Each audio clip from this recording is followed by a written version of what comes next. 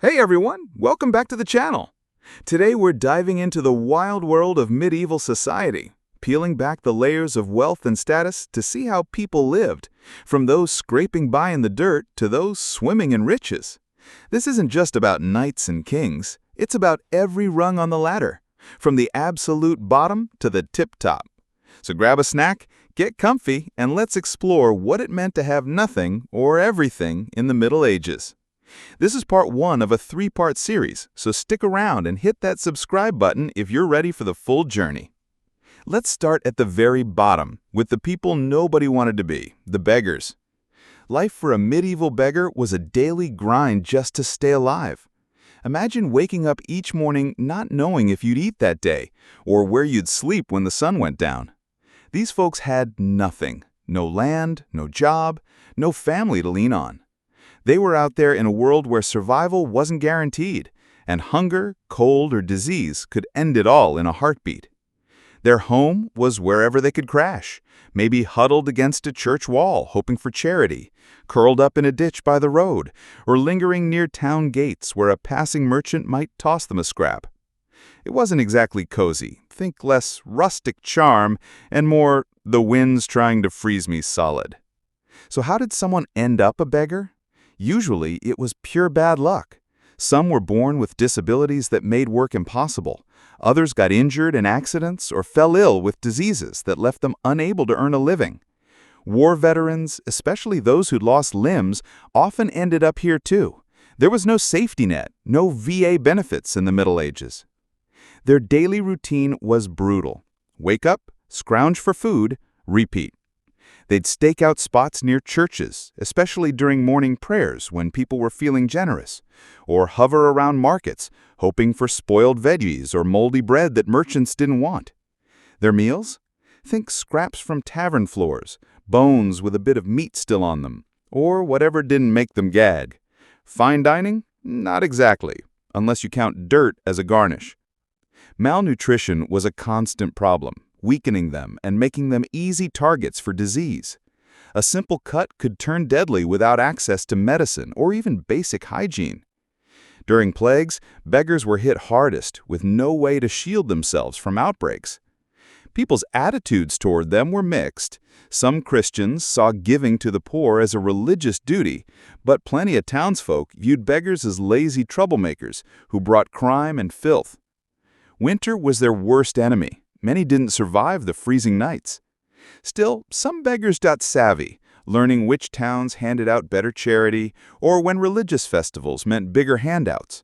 But even the sharpest beggar faced a nearly impossible climb out of poverty. Now let's step up just a notch to the landless laborers and servants, the folks who had a bit more than nothing, but not by much. These were the workhorses of medieval society, doing the grimy, back-breaking jobs nobody else wanted for just enough to scrape by. Unlike beggars, they had work, which meant they usually knew where their next meal was coming from. They toiled for lords, wealthy farmers, or craftsmen, getting paid in food, basic shelter, and a few coins if they were lucky. It was like having a job where your boss hands you leftovers and a corner to crash in instead of a paycheck. The work was relentless. Men hauled heavy loads, dug ditches, cleared forests, built walls, or cleaned out stables. Women scrubbed houses, cooked meals, washed clothes by hand, or looked after kids. Both worked from dawn to dusk, with barely a moment to catch their breath. Their living conditions? A slight step up from sleeping in a ditch. Servants might get a spot in their master's kitchen or storage room, sometimes sharing space with animals. Laborers might bunk in a barn corner or a tiny shed barely big enough to lie down in. Food was simple but steady. Think bread, porridge, some ale, and maybe cheese or eggs now and then. It wasn't gourmet, but it kept them going. These workers were replaceable, like medieval temp workers.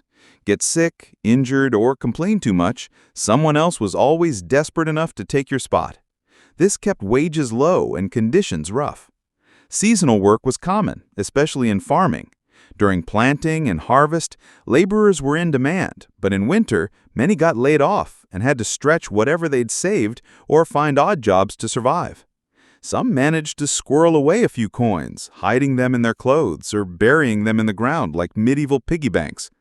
The smartest ones picked up skills on the job. Maybe a servant learned to cook or read by watching their master's kids get lessons. Those skills could sometimes lead to better gigs down the line. But steady work wasn't enough for everyone. Some craved more freedom, even if it came with risks. That brings us to landless peasants, the freelancers of the medieval world. These folks were technically free, unlike serfs tied to a lord's land, but they owned no property and had to work other people's fields to get by. They made deals with landowners, trading their labor for a share of the crops. Think of it as medieval gig work, except instead of driving for Uber, they were plowing muddy fields for grain. The deals varied wildly. A fair one might let them keep half the harvest. A bad one left them barely enough to eat. Their housing was shaky at best. They built tiny huts from mud, straw, or whatever scraps they could find. When a job ended, they often had to pack up and start over somewhere else. Food came from what they grew or earned, mostly boiled grains like barley or oats, root veggies, dried beans, and sometimes eggs or milk if they got lucky. It was a constant hustle, never knowing if their next gig would last. Bad weather or crop failures hit them hard, with no savings to fall back on. If the harvest tanked, they might face starvation. Many became nomads, chasing rumors of work from one village to the next, like medieval job hoppers without a LinkedIn profile. Despite the grind, landless peasants had more freedom than most. They could pack up and leave if a deal went sour, unlike serfs stuck on a lord's land. It wasn't much, but that sliver of independence gave them a shot at something better. That's it for part one, folks. We've covered the bottom rungs of medieval society, from beggars fighting to survive to landless peasants hustling for their next meal. In part two, we'll climb higher up the ladder, exploring minstrels, smallholding peasants, and more. If you're loving this deep dive, smash that like button and let me know in the comments what you think life was like for these folks. Want the next part? Drop a comment saying, "Bring on part two," and I'll get it rolling. These people had skills, some property, or a touch of authority, but life was still no picnic. Let's jump in and see how they made it work in the Middle Ages. If you missed part one, check it out in the link below, and don't forget to hit subscribe for more history goodness. First up, let's talk about minstrels, the rock stars of the medieval world, minus the tour buses and groupies. These traveling entertainers lived a life of highs and lows, one day performing for lords, the next sleeping in a ditch. They earned their keep with songs, stories, poetry, juggling, or whatever else could draw a crowd. Think of them as medieval content creators, except their stage was a village square and their paycheck was whatever got tossed into their hat. It was a life of freedom, but man, it came with risks. Being a minstrel wasn't just about strumming a lute and looking soulful. It took serious skill. They memorized epic tales, some lasting hours, about kings, knights, and magical creatures. Their instruments, like lutes or harps, were their lifelines, and losing one could tank their career. These weren't cheap. Replacing a good instrument was like buying a new laptop today. Minstrels were always on the move, walking from town to castle to fair, carrying everything on their backs.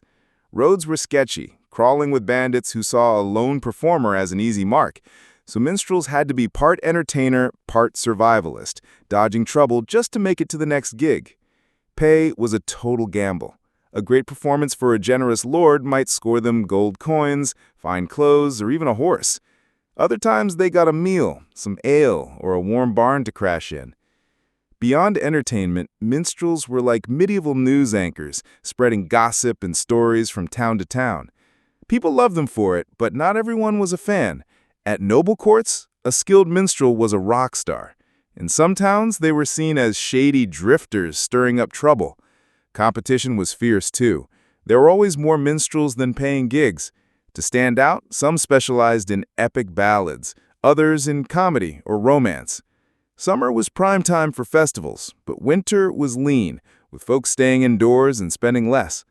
It was a wild, unpredictable life, but for those with talent and grit, it offered a shot at creative freedom. Now, let's shift gears to small-holding peasants, the first group with something solid to their name, a little plot of land. This wasn't much, maybe a few acres, but it was a game changer. Owning land meant stability, a chance to control their own destiny instead of being at the mercy of others. These folks were like medieval homeowners, except their mortgage was paid in sweat and their property taxes were endless farm work. They'd inherited, bought, or leased these small farms, and while it didn't make them rich, it gave them a foundation. A typical small holding had a strip of farmland, a tiny garden, and space for a few animals. Their houses were basic, think mud bricks, wood planks, or even turf, depending on what was around. Life revolved around that land. They were up before dawn, milking cows or goats, feeding chickens and tending crops. Their days were spent plowing, planting, weeding, or harvesting, depending on the season. Food was their main focus, since they grew most of what they ate. Their diet was simple, but better than landless folks. Veggies from the garden, grain from the fields, milk and eggs from animals, and maybe meat if they slaughtered an older cow or pig. It wasn't a feast, but it was reliable. Their animals, like maybe a cow, a few chickens, or goats, were critical. A cow gave milk, and eventually meat.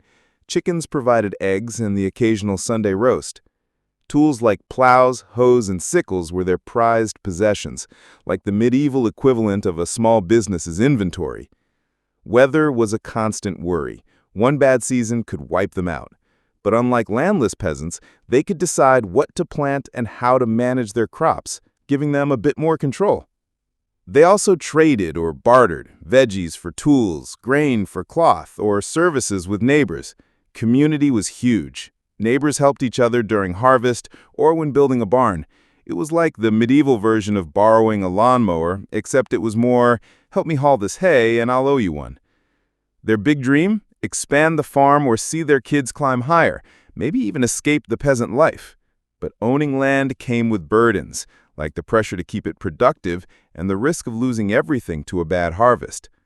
Speaking of burdens, let's talk about village reeves, the middle managers of the medieval world. Being a reeve was a double-edged sword. Better living conditions and some authority, but also the headache of enforcing rules and collecting taxes from your neighbors. Most didn't volunteer for this gig. Lords picked them because they could read, do basic math, or seem trustworthy. It was like being named team leader at work, except your team is a village of farmers with pitchforks, and your job is to make them pay up. They had to organize work on the Lord's land, collect rents and taxes, settle petty disputes, and report issues to the big boss. During planting or harvest, they were like project managers, coordinating crews to get the job done. Their houses were a step up, maybe bigger, with better materials or a prime spot in the village. Some lords even threw in furniture or better cooking gear. Food was better too. Reeves got extra grain, meat, or special dishes during feast days, sometimes eating at the lord's table. But the job wasn't all perks. Enforcing rules like making peasants work the lord's fields instead of their own made them unpopular. Some villagers saw them as sellouts or accused them of playing favorites. Others tried bribing them for lighter taxes or better work assignments. Reeves also kept records, tracking who owed what and how much grain was harvested. They even played judge in minor disputes like stolen chickens or arguments over property lines. Think small claims court under a tree. The pressure was intense, especially during harvest when everything had to go perfectly. Job security depended on keeping the Lord happy. Mess up, and you were out. Still, a good reeve could hold the role for years, earning respect and a slightly cushier life. That wraps up part 2. We've gone from the free-spirited minstrels to the grounded small-holding peasants and the stressed-out village reeves. In part 3, we'll climb even higher, exploring free men, merchants, and the heavy hitters of medieval society. What did you think of the reeves' balancing act or the minstrel's hustle? Drop a comment below, and if you're ready for the final part, say, bring on part 3. Let's wrap this up with a bang. Hit that subscribe button and let's dive into the world of medieval power and riches. First, let's talk about freemen, the entrepreneurs of the Middle Ages. These guys were legally free, meaning they could move around, marry who they wanted, and make their own choices, unlike serfs tied to a lord's land. They weren't rich enough to be nobility, but they owned something. Maybe a small farm, a workshop, or a shop that gave them a leg up. Picture them as medieval small business owners, except their startup capital might be a cow and a rusty plow. A freeman farmer might have a few fields, a house, a barn, and some livestock. Craftsmen, like blacksmiths or carpenters, owned tools like forges or saws, which were their ticket to earning a living. Their taxes were tricky. They paid lords, churches, and fees for roads or markets, like a never-ending medieval tax season. But property rights were a big deal.